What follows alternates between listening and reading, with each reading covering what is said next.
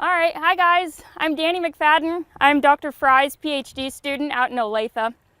And you probably have heard me talk the last few years about my master's research, and so I'm like beating a dead horse with this, but you're gonna hear it again today. But I mean, it's pretty applicable because you guys ask us the question a lot of the times. I just sprayed a herbicide, when am I able to seed? So, I've used a few different herbicide treatments, and I wanted to bring some samples over today just to show you guys, what we were seeing since our turf conference was online and it was hard to see my visuals on the computer. But it's kind of hard to grow tall fescue in the middle of July, especially the last 2 weeks with the 100 degrees. So I brought the two that were most similar to what we were seeing in the field. So I sprayed Sedgehammer, which is halosophiron methyl, and then I seeded tall fescue into it an hour later. And then you're kind of really not seeing much growth there. And then with the Dimension, seeding tall fescue into it an hour later also really inhibited growth. And while I was waiting for you guys to come over, I was kind of laughing because in 2019, that's when I did the Dimension treatment, and I seeded Kentucky bluegrass into it. And you can still see this 4 foot by 4 foot plot right here where I seeded Kentucky blue into it. And so it's completely inhibited still 2 years later. So that was kind of funny. So you really do need to read the label for all of those pre-emergence herbicides before you seed into those. And a lot of them, say 2 months, 3 months, and that's pretty imperative if you don't want to waste your seed.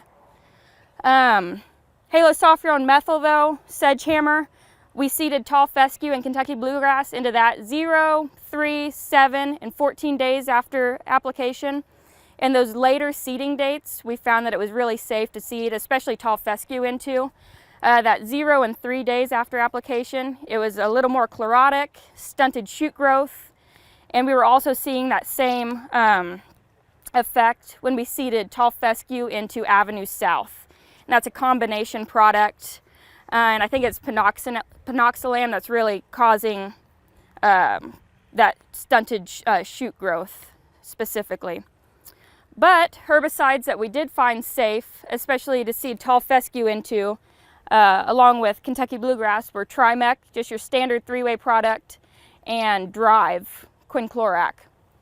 So if you do need to seed after an application of that product, I don't think I can come out and just say you still need to listen to the manufacturer's warnings and their restrictions on the label, but if you accidentally seed, I think you'll be safe.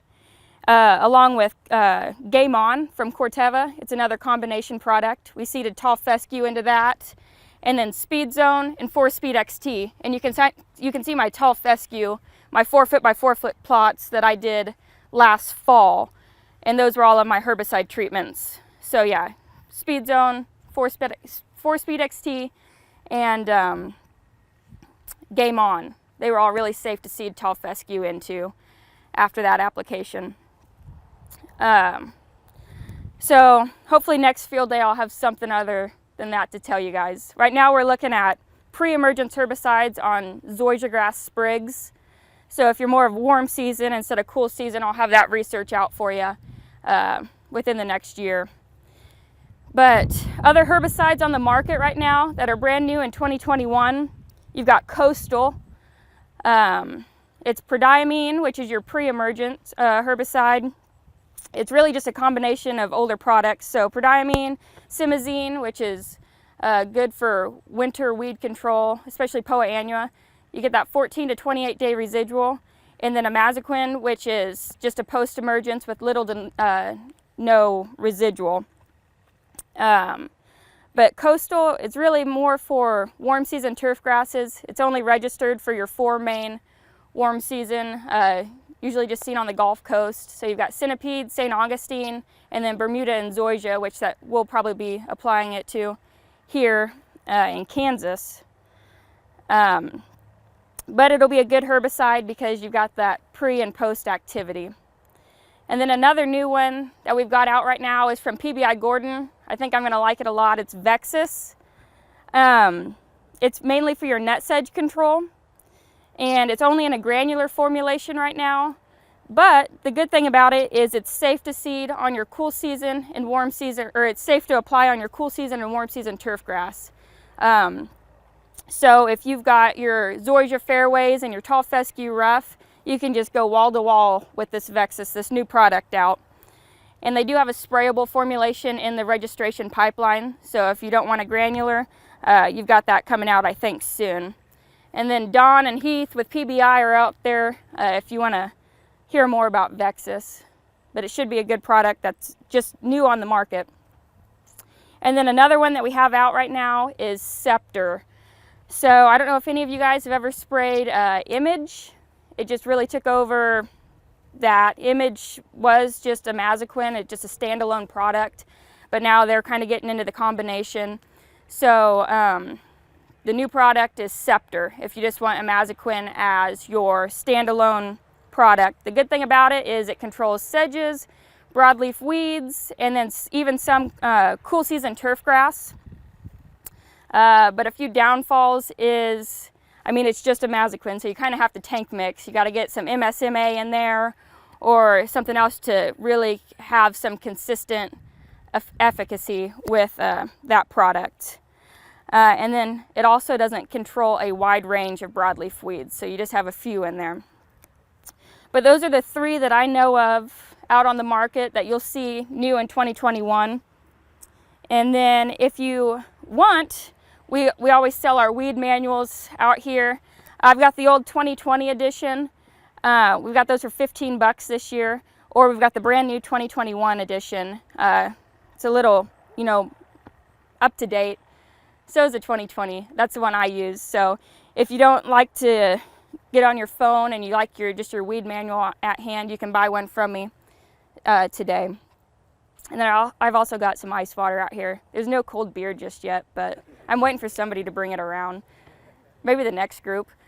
But yeah, so if you guys have any questions, I'll be here. And then if you want to move on to Dr. Boyer, she's next. Anybody have any questions for Dani? I have one. Just about your Trimec and seeding.